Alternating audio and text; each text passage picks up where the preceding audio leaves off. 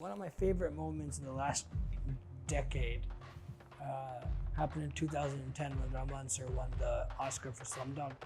And that changed my life. I was just, an Indian boy in college. I was in my dorm room watching that on my laptop with really shitty internet connection. And I remember when he got that award, I was screaming in my room. Because for the first time, someone that looked like me, someone that spoke the same language as me, was on stage winning literally the biggest award in the world.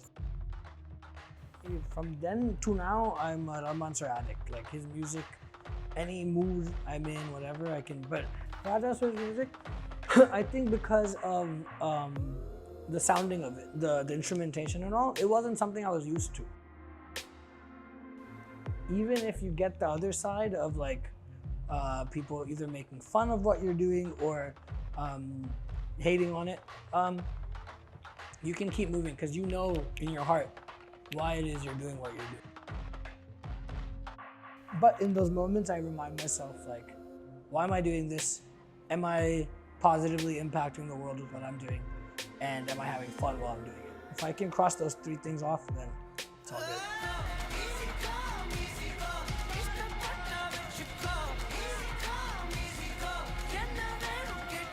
Hey Sid. Hi. Welcome to Railing in by Cinema Express, the entertainment division of the New Indian Express. Thank you. 2019 ரொம்ப பிஸியான இயரா இருந்துச்சு உங்களுக்கு, and 2020 startingல you turned composer as well. So let me start with singing as such. Do you actually wonder எதுக்கு இந்த song நமக்கு எடுத்து வந்திருக்காங்க அப்படின்னு? Samyo, I think when I hear a song, it feels like they definitely had me in mind while they were composing it. Sometimes that happens, but otherwise that thought occurs. First time you can just already tell certain decisions melodically I think they made having my voice in mind. But otherwise it's just always kind of like going into a recording with a clean slate, fresh mind, not really thinking about anything really. ஒரு recent இன்டர்வியூல பார்த்தா நீங்க சொன்னீங்க you have a style for yourself, right? And அந்த ஸ்டைலை விட்டு கொடுக்க முடியாது. That's what you are and you just want to stick to it அப்படின்னு சொல்லுவீங்க. Can you elaborate on that? அது mostly நான் இந்த composition sideல that was the context I was talking about as a music director. Because நான் ரொம்ப நாளா first independent musicல அப்புறம் now as a music director நான் compose பண்ணியிருக்கேன். I've been producing, making beats, just I'm a big hip hop fan. I grew up listening to a lot of Kanye, Jay-Z and all that stuff. So when I went to college, I started kind of just making beats, thinking I'd want to be making beats for hip hop folks. And then that, gradually turned into me making music for myself and all that. So now Ramanala and I've been making music and I found my sound, I think. At least the beginnings of it. So I don't want to compromise that journey because I feel like the moment I do that, then the self-discovery will also get lost. So I'm pretty kind of set. But that's not to say I'm not closed off to trying new sounds, and both as a singer and as a composer. I'm always looking to kind of push my boundaries. In the Vanam Kottatum album, the last song titled Dinam Dinam, and that one is way different than anything I've made before because the situation asks for a happy, peppy song.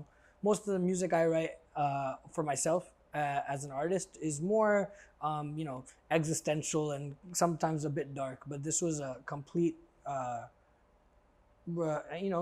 me away from what I'm used to doing. So I'm down to explore everything, but I want to do it on my own. First album Entropy in February 2019 வந்துச்சு. And flash forward to this year, February 2019 we're having Valam Kottatum releasing. So அந்த சாங்கோட background தெரிஞ்சவங்களுக்கு போதும். But as a composer you need to know the story.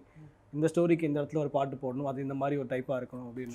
So of course you have a musical background as well. அப்பா அம்மா சரி, தாத்தாவும் சரி and stuff like that. But still ஒரு படத்துக்கே கம்போஸ் பண்ணுறோன்றப்போ that's a whole different ball game all together. அதை பற்றி கொஞ்சம் சொல்லுங்கள். It was a big challenge and it was a challenge I really embraced.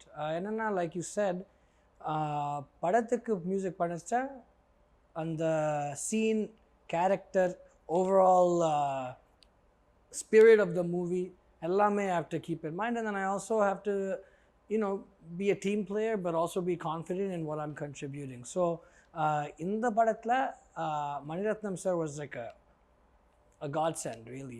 Working with him, first it was a dream come true on a conceptual level. Getting to say that I got to work with Mani sir was huge, but beyond all that, every conversation, every piece of advice he had, any feedback, our jamming sessions where we just talk about stuff with the lyricist Shivanand sir and also the director Dana. Just every interaction from him there was a certain gravity to it. And I think because of that, it gave me both the skill set to be able to, or a scene on the scene lenda, how can I add more emotion to really bring it to life? Illana or a part what is required from the song to really bring the idea of the movie to life, or that specific idea from the movie to life. He gave me that confidence, he gave me that skill set, and the conversations we had together were super valuable. Madras டாக்கீஸோட production வச்சு பார்த்துட்டிங்கன்னா மியூசிக்ன்ற ஒரு டிபார்ட்மெண்ட்லேயே apart from AR Rahman and Mani sir அந்த combo தவிர they seem to experiment a lot. For example ஒரு திருடாவாக இருக்கட்டும், ஒரு 5 ஸ்டாராக இருக்கட்டும், they seem to play around with music be a lot. And இந்த படம் நீங்கள் டெபியூ ஆகிறப்போ talk about the experiment in it, because நான் பார்த்தப்போ 6 பாட்டு ஒரு மாதிரி இருக்குது. நீங்களும் சொன்னீங்க லாஸ்ட் பாட்டு completely different from what you've done before. The experimentation when it comes to music in this film, அதை பற்றி கொஞ்சம் சொல்லுங்கள். That was really the kind of foundation of the whole music side of the movie. நான் ஃபஸ்ட்லேயே June 2019 நான் Madras talkies ஆஃபீஸ்க்கு போயிருந்தேன். When I went there first, I met Dana, he narrated the story. அதுக்கப்புறம் I met Shivanand sir, who's the executive producer, and then later also became the lyricist for all the songs. And then finally நான் Maniratnam sir meet பண்ணிச்சேன் ஜூனில். The first thing he said, and I think he had an idea of the Entropy album. I don't know if he'd listened to it, but I think he'd heard about it, the fact that I'm making music and that it's quite experimental already. So now our meet pancha, firstly what he told me was he wanted the soundtrack of this film to be something very, very experimental, very different, such that it could juxtapose against this family drama film and to create for a new experience in that way.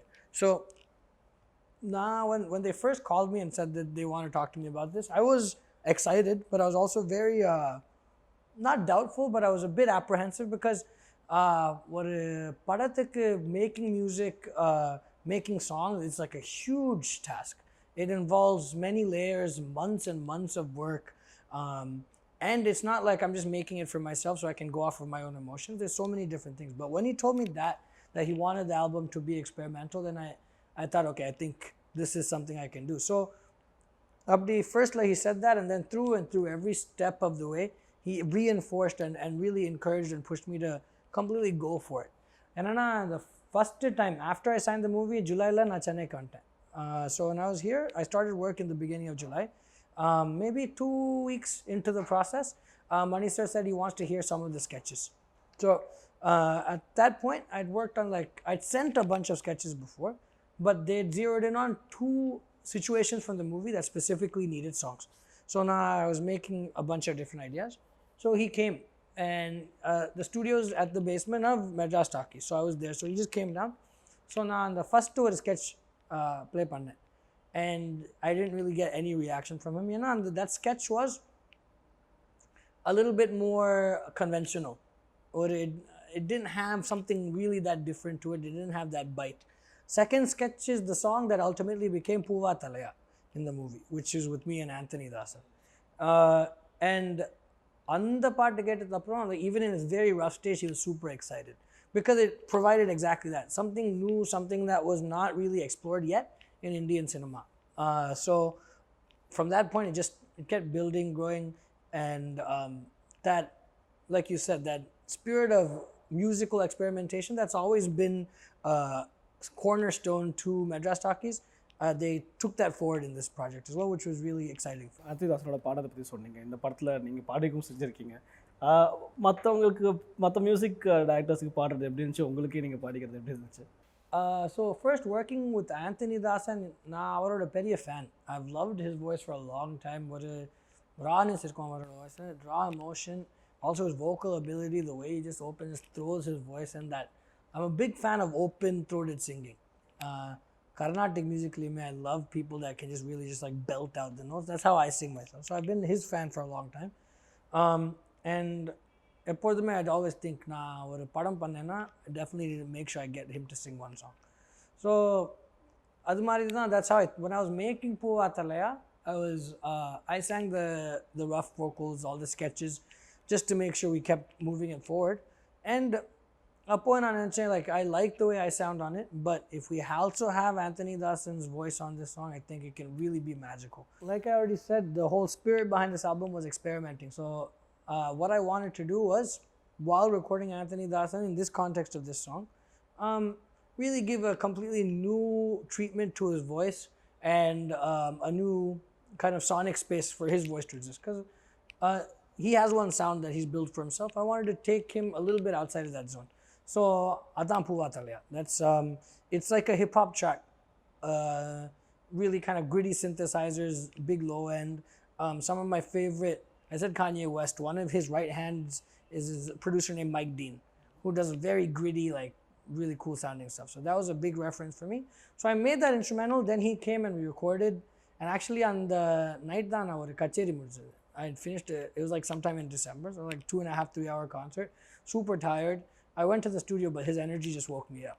And it was also just as a person, he's such a joyful, like very kind, super energetic person. So as soon as we recorded that or started recording, I knew it was something magical. And then my job after that was just to make sure I mix it properly. But it was fun guiding him, kind of being on this side of the glass rather than that side of the glass. Normally I'm the one in front of the mic.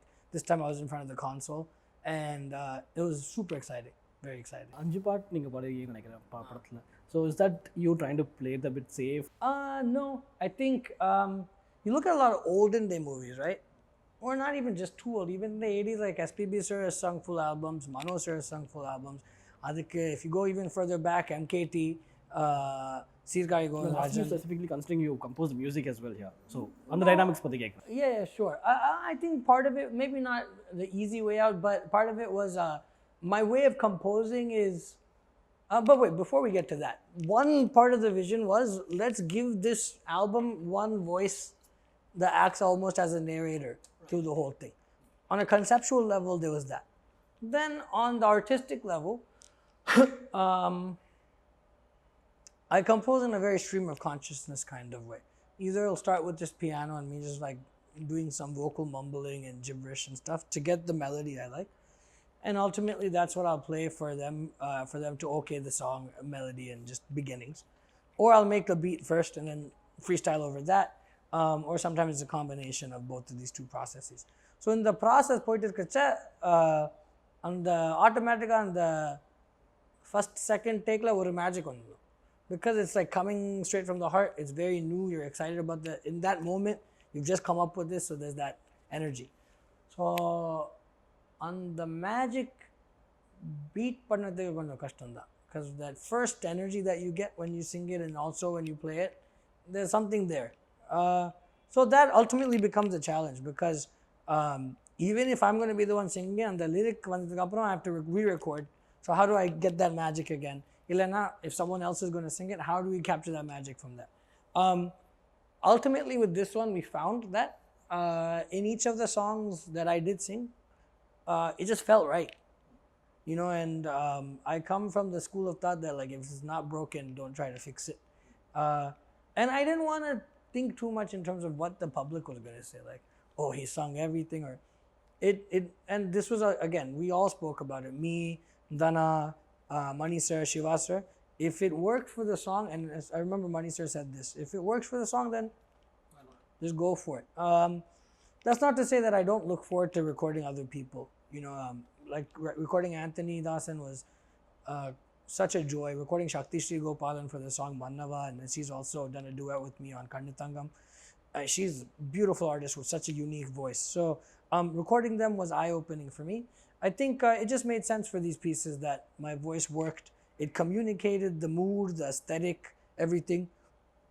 So I didn't want to meddle with it too much. Psycho promo பார்த்தாலே ஒன்று நினச்சி பாட்டு தான் வந்துட்டு இருக்கு. And that must have been quite an experience to work with Ilaiyaraaja sir. Starting off with AR Rahman sir and இப்போ Ilaiyaraaja sir பாடுறது. Experience எப்படி இருந்துச்சு? I can't compare, and I don't necessarily want to compare, because they're such unique, different creatives, and they've both built this incredible legacy for themselves and are continuing to make insane music. But yeah, working with Raja sir was a dream come true. நான் நிறைய தடவை சொல்லியிருக்கேன், I got into his music a bit later. Like சின்ன வயசுலாம் I was like, from then to now, I'm a Rahman sir addict. Like his music, any mood I'm in, whatever I can. But Raja sir's music, I think because of the sounding of it, the instrumentation and all, it wasn't something I was used to. So I got into that a little bit later when I got a bit older. But once I got into his music, I was obsessed. And you know, since that was more of a recent kind of thing, in the last, I would say like 8 to 10 years, maybe like when I was in college. Then when I got to meet him, I was like, oh man, this is it. Just meeting him was, he was sitting all white, you know, sitting in his chair, and I got to sing a Carnatic song for him first.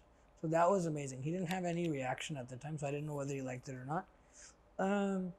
அதுக்கப்புறம் ஒரு 2 மாதத்துக்கு அப்புறம் they called me again to go to the studio. And I went to Prasad's studio, and that studio is so cool because it's like just like a snapshot from the past. It has that old school vibe still. They obviously they have all the latest technology and everything, but the way it looks, everything is just like. And my grandfather was a music director who I'm pretty sure did a lot of sessions at Prasad. So there's something special about walking into the space already. Then I got to meet Raja sir again when they gave me the brief for the song. And then at Raja sir's studio, there's one gentleman named Vasu sir. So he kind of sat with me. I learned the song. Then Raja sir came and he just made the corrections. And when he was doing that, there was this fire in his eyes. He just had this like, you could tell that he knew that there's potential for something special, you know, which was very affirming for me because Raja sir's paadnona, there's a certain like standard you have to uphold, obviously, and then two, I wanted to make sure I didn't make a fool of myself, you know. So, but he had this smile and this fire, so I knew that there was something there, and that energy just took the recording forward. It was so great. It was something very different for me because it explored a lower range of my voice, a softer kind of vocalization that I'm not used to singing in that way.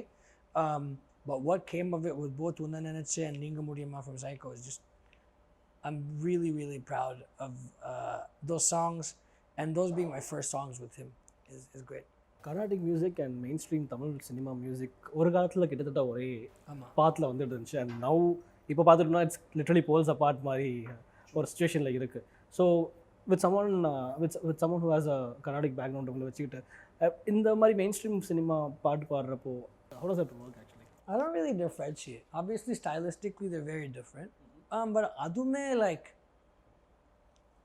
na paada vidham, the way I kind of breathe, like technically, the technique behind it is the same in both places. You know, like my singing, whether it is in Carnatic music or in film side, is very big, open, full chested, like deep breaths. You know, like that whole kind of singing where I use my whole voice. I really explore the full range, especially the higher range, and these are all things that were taught to me by my mother from a very young age. So that's my anchor point, and that will never change no matter what. And then musically, obviously the styles are different. Sometimes the Carnatic aesthetic can come in the film side, but it doesn't feel like a challenge, or it doesn't feel like anything that it most certainly doesn't feel wrong by any means. You know, I feel like as an artist, I take it as a great honor and pleasure to be able to express myself in many different forms of music. Within film music, there's so many different subgenres. There's more classically oriented songs. There's very like, because of Rahman sir, there's like this blues thing like that started really with Adiye, you know. Yeah, so it's in the film space I get to try all these different things. And in the Carnatic space, I find the liberation to my creativity in different ways, from improvising and all that. But it's a very symbiotic relationship where they feed each other in a multitude of ways, for sure. Actors who seri, singers who seri, they have a high phase in their career, and then they kind of wane off, you know. And but compared to acting, singing la vandu that duration is quite comparatively smaller. And this is something I'm asking you because a recent interview நீங்க சொல்லிருந்தீங்க that முன்ன இருக்கிறத விட இப்போ 2019 எண்ட்ல வந்து you found it to be like இது எங்க போகுது அப்படின்ற ஒரு phase. Do you think about what's next, or what are we going to be leaving back? No, I mean, we talk about it. We talk about where I see. We've talked about this since I started college. I remember like right before I went to college, me and my folks were speaking, and like we made a goal that by the end of the first year I was gonna get a Grammy. You know, like which was completely like a far-fetched, unreasonable goal. But you keep those things in mind so that you can go after something. And only after I started college, I started really diving into writing my own music and diving into being a professional musician. I realized getting a Grammy is not a goal, but building not a legacy, but building bodies of work, making music, performing, touching people, reaching as many people as possible. That's the actual goal, and then these awards and stuff will come as byproducts. Then as I've progressed, you know, it's just been refining that same idea that I want to create something that deeply impacts people. That's literally the only thing I want to do, whether it be in Carnatic music, film, independent, or any other avenue of creativity that I get into. That's all. And then one thing I've realized in the more recent years is to add on to that goal of wanting to reach, touch, and really kind of make music that resonates with people. I also want to push boundaries as much as I possibly can. Something I think subconsciously I've always thought about. That's why a song like Adiye being my debut was so perfect, because it was just a path-breaking song, you know. And then fast forward to now in 2020 with Vanam Kottatum coming out, I do strongly believe that the album, all 6 songs, pushes boundaries of music in some way. You know, it didn't, at no point did we adhere to any conventional constructs. Everything, I kept telling myself and everyone around me, and everyone was also telling me this from within Madras Sakhi, is like, we want to make something that's going to force people to think, have opinions, whatever side that is. If they love it or they hate it or whatever. But I just didn't want to make something that just came and went, you know. So now, presently, so yeah, me talking about stagnating, I felt like in the middle of 2019, around like May, June time frame, like romba comfortable, like it felt like I, and that's not to say I wasn't super grateful for everything that was happening, you know. I love going to recordings, singing for other people, but I felt like I was getting into somewhat of a routine. So that movie came and just turned my whole life around, and that, like, it forced me to work harder than I've ever worked before, meet deadlines, which is something I'm not used to having to do, all that stuff. And then, so now I feel like I'm operating on a different level personally, and I just want to keep carrying that forward with whatever I do, forever, really. Something that I've commonly seen in all your interviews is that you say that appreciation in இடத்துல வந்தாலும் I don't linger on it a lot because that'll dilute your love for music.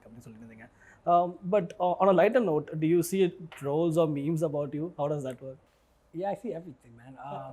I mean, just like anyone else, I have my phone on me. I'm on Instagram, so I see both the adulation and I see the opposite of that. I spoke to Rahman sir last year. I saw there was like some video that came out, I think, that I don't remember exactly what it was now, but it was something that I didn't really like, and it was about me. So I spoke to him and he said, you just got to keep going. Like, if that's happening, that means that, he didn't say you've made it, but you're doing something right if you got people talking, right? And it's one thing, I think the one thing I've held, and I've seen this in all my heroes, right? One thing that I've observed is the people who really hold on strong to their convictions, their intention, the reason why they're doing something. When that reason is pure and grounded in love, even if you get the other side of like people either making fun of what you're doing or hating on it, you can keep moving because you know in your heart why it is you're doing what you're doing. So yeah, sure, I see the other stuff. Some of it's actually genuinely funny though. Like there's like one video right now, cause I move around a lot when I'm on stage. Like I jump around. It's like I don't care. You know, I'm there to completely get lost in the moment, have fun with my brothers on stage, and have fun with the people in the audience. And one thing you'll see at every one of our shows is we're just going for it all the way. Like there's, you know, you only get to one life, so every time on stage I'm gonna make sure I go crazy. So this video that someone took, and they took like a Ghana song and meshed it with that. So it's not me singing the Ghana song. and I'm just jumping around, and it's great. I love that, you know. And like people sometimes will send it to me and say, "Sid sir, I don't know why they've done this or something." I'm like, no, it's fine. You can tell when someone means something, like does something with malice in their heart too, and you know, so it gets in everyone's head, no matter how much success you get. But in those moments, I remind myself, like, why am I doing this? Am I positively impacting the world with what I'm doing? And am I having fun while I'm doing it? If I can cross those three things off, then it's all good. And let's talk about your upcoming concert. Yes. All Love and No Hate. மற்ற concert compare பண்ணுறப்போ இதுக்கு வந்து as a promo material மாதிரி you went around the city interacted with your fans, live perform பண்ணியிருந்தீங்க. So that kind of felt like evolving Sid compared to who he was a few years back. இப்போ ரொம்ப இன்னும் கொஞ்சம் ஃப்ரீயான மாதிரி தெரியுது. Yeah, you know, what I want to communicate with this show is, on a fundamental level, is the power of music as a means to spread positive energy and love. You know, I think whereas a few years ago I didn't necessarily fully realize the power of influence, and I never misused the influence, but I didn't think, okay, I have these many people that are really, really passionate about what I do, so that I can use that as a platform. Now, you know, it's become more and more clear to me over the year, especially in the last year and a half. So I thought, okay, I have this platform, there's people that listen, there's people that really care about what I do. What do I want to communicate to them? And I think I've already been communicating that through all the songs that I'm a part of. But even more, like how do I really kind of highlight this message? And I've been saying all love, no hate for like 2 years now.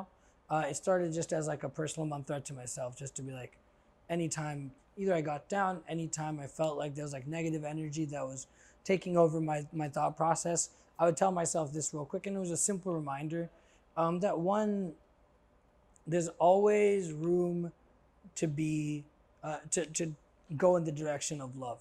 And I used to find that word was either a little corny or very ambiguous. But as I started kind of telling myself this, I realized that it's just a really powerful form of energy that can help heal people, that can really change people's lives. So that was the goal with this, or that is the goal with the show on February 8th.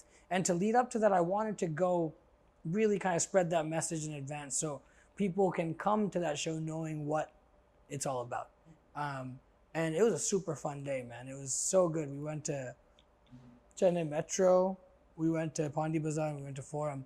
And just to be able to connect with, all kinds of people, different age groups, parents with little babies, teenagers, older folks, all different backgrounds.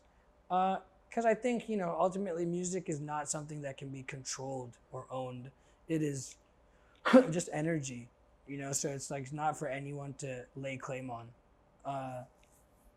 So that's what the kind of spirit behind this whole campaign has been, and it leads up to the tour. First show is on the 8th here in Chennai, and it's going to be beautiful. It's going to, I already get so many positive affirmations through messages on Instagram and Twitter and Facebook, or when I meet people on the street or whatever. So I think it's just going to be all of that energy coming together in one place, thousands of people. It can only be something really beautiful and special. So we're all excited. Lovely. And நீங்கள் அடுத்து என்ன படம் பண்ணுறீங்கிறது நீங்கள் சொல்ல மாட்டீங்கன்னு எனக்கு தெரியும். But for the fans of Sid Sriram, how is 2020 going to be? What can they expect from you? Honestly, like, I was just writing about this yesterday. Normally, New Year ஆயிடுச்சுன்னா Jan 1st 2nd I'll write like a note on my social media just saying like, this is how I feel, this is what I'm looking forward to in this year. இந்த வருஷம் நான் ஒன்றுமே எழுதல, ஏன்னா I wanted to wait for a month, get a taste of the year first, and then reflect on it. And so it's already been a crazy year, and it's only been 2.5 weeks into the year with Vanam Kottitum album coming out, these shows coming up, whatever. But I think lots more shows, lots of live. I want to be out performing and connecting with people as much as possible. Lots of new music. Obviously, me as a singer, me as a composer, and then my independent stuff as well. And just interesting projects. I think this is a year where I really want to push my personal boundaries, try some really new stuff out, and contribute just really special content. Not even, I don't like the word content, but it's music and art for people to be entertained, for them to be uplifted. That's my goal. So, and then really kind of take what I feel the heart and soul of Indian music is, and take that and just amplify it throughout the whole globe. I feel like we live in a time now where there's a lot of eyes on India globally, and I think I've been put in a unique position where my influences kind of span the spectrum in terms of around the world, different sounds.